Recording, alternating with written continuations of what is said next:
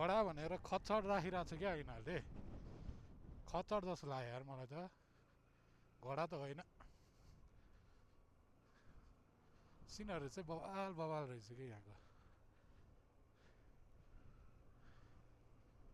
बाटो चाहिँ राम्रो हो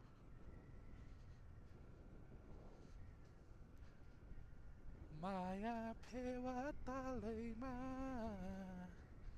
गाउँघरकी कान्छीले पार्यो जालैमा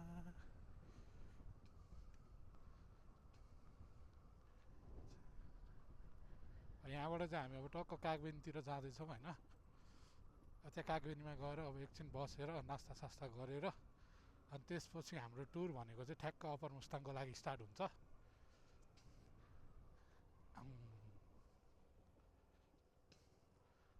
अब यहाँ कागबेनीबाट हामीलाई त्यस्तै 3.5-4 घन्टा जस्तो लाग्छ होला माथि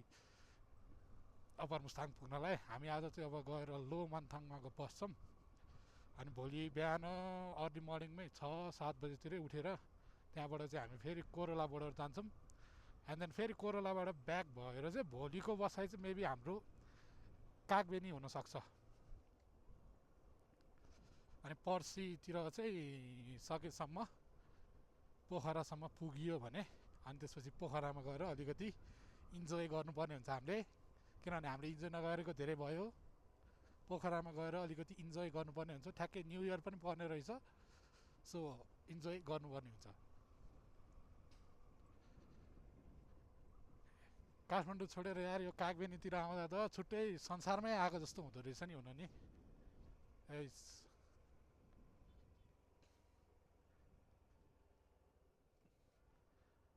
हिजो लेते भन्ने ठाउँमा खाना खाएको खाना त यार पैसा चाहिँ महँगो होइन खाना चाहिँ यस्तो नमिठो कि आफूलाई फेरि मासु नभयो भने भात नजाने मासु नै नमिठो भएर ल्याङ भयो नि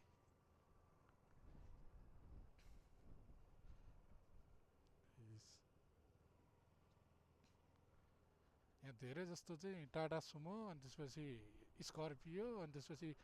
फाटोफुटो चाहिँ यो इभीहरू पनि लिएर आउँदो रहेछन् अहिले त अब सिजन भएर पनि होला धेरै जस्तो गाडी चाहिँ रिजर्भ नै आइरहेको देखेँ मैले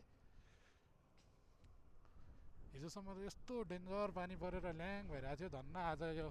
घाम लगाएर वेदर चाहिँ दामी भयो